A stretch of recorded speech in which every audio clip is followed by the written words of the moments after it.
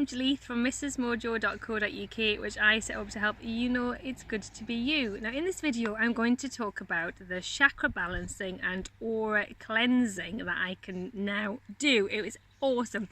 I'm going to give a shout out to the lovely Jan Taylor from Indigo Soul because she ran the workshop for us, and yeah, I can basically now balance your chakras and cleanse your auras. Now I know it sounds totally far out there, but it is really amazing work. So I thought I would explain what happens and explain why it is I did it. Okay, so first and foremost, my auntie, who died coming up to 5 years ago, left me her crystal set. She was actually a nun, but she left me her crystal set when she died, and I was a journalist at the time, very cynical, didn't believe in any of that, but they were pretty stones to look at, so I've had them in my office.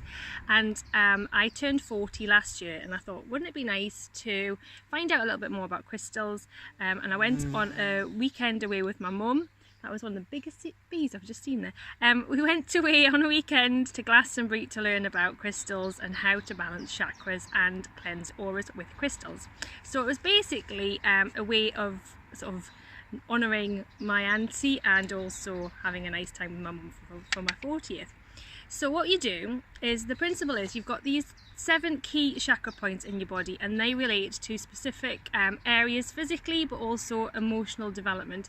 And I've studied psychology, and it is amazing how similar these chakra points are to the sort of development cycle in terms of psychology. And I think it shows that science is only just catching up to what this is all about, personally. So we've got these key chakras. You move through these chakras in a 7-year cycle, and if you get a block in these chakras, it can show up as a physical problem or emotional problems, or both. Now your chakras open and close on a daily basis, and the theory is that they this is where the universal life energy, if you like, the life force, will go through your body. And if it's like blocking a pipe, so it's going to cause problems if it's blocked. So for example, if for my 40th, so obviously I'm 40 now, that ties in with my brow chakra, so my third eye. And if I've got problems and I'm not sort of keeping it open, I could have problems with headaches, migraines, I could feel dizzy, I could get ear problems, I could get sort of sinus problems, catarrh, all sorts of things. And to be fair, ever since I turned 40, I've had problems with my ears, I've had very bunged up nose, I've had problems with reflux. I've never had anything like this in my life, but yeah, turning 40 and I got that. So emotionally, for your third eye, you don't trust your intuition. You can be quite scattered in your thinking, not knowing which way to turn, and you could have sort of blinkered vision of the future. And again, that was me. I've spent probably a good few months in my business thinking, what do I do, who am I talking to, blah blah blah, here, there and everywhere, not knowing what I'm doing. So what the issue is, it can be solved with a crystal. So each chakra has a specific colour that will help clear it. So you could actually wear the colour that associates with that chakra, or you can get these crystals relevant to the chakra. It's mainly the colour rather than the crystal, and the theory is that that clears your chakra. There are other ways to do it, but this is really effective. So if you were getting a chakra balancing course, a session from me I should say, I use copper, I use a mirror, then I would get a lovely photo of yourself. So I'm using me as an example. This is distance I do, so me, and I pop that photo down, and then I would place this on top of the photo. Probably can't see, it's a bit windy. And then I would use this dowsing crystal to ask where you've got the blocks. So for me, this moves one way to tell me yes, and it moves a different way to tell me no. So that's how I find out where your blocks are for your chakras. And then I would place the relevant crystals, so you got your different colours, on all of this, your photo. So it's actually on top of the body diagram with your photo underneath, and that then I douse again to ask how long I need to leave them on, and that tells me, and that will clear it, and I double check at the end that I've cleared it all. Then I use another crystal. It's awesome, I love this.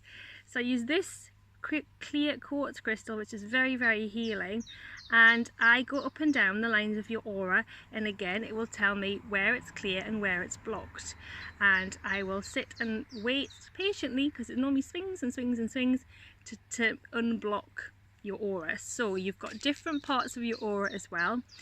It ties in with your past life, but also your present, and again it can show up physically and emotionally. So I'm quite intuitive, and I've been working on my intuition again. I used to be so intuitive as a kid, and then I blocked it because I remember being teased about it, but I've really picked it up and thought, I don't care what people think. So I've picked it up, and I really get a sort of intuitive messages coming through, sort of telling me what issues you could be facing, what you maybe need to do, if there's any affirmations you need to say, and it just helps clear all of those negative thoughts, any issues you've got going on that keep on recurring, any physical problems that you might keep on getting. It just clears all of that. Now I want to show you, because everybody will think, oh my goodness, what do you get? I give you a report, and then this is a photo of mine when I did it probably just after the course. Or was that on? No, that was on the course. So these are the blocks that I had in my chakras and my auras, and because they open and close every day, it's important to try and stay positive after you've had your balancing. So for me, I had this done and I felt amazing the next day. I woke up like a weight had been lifted. It was just unbelievable. So happy, so confident, and I was ready to take on the world. Then I came home, got back into the school routine of taking my kids to school, picking them up, doing the homework, blah blah blah, and I noticed my sort of thoughts getting a little bit down, and I was tired and, you know, overwhelmed by the housework and everything I had to do. And so I did another one a month later, and it just helped clear that. And so the month later, it was just under a month, I only had that many blocks. What do you see in this? There wasn't as many, but they were still there.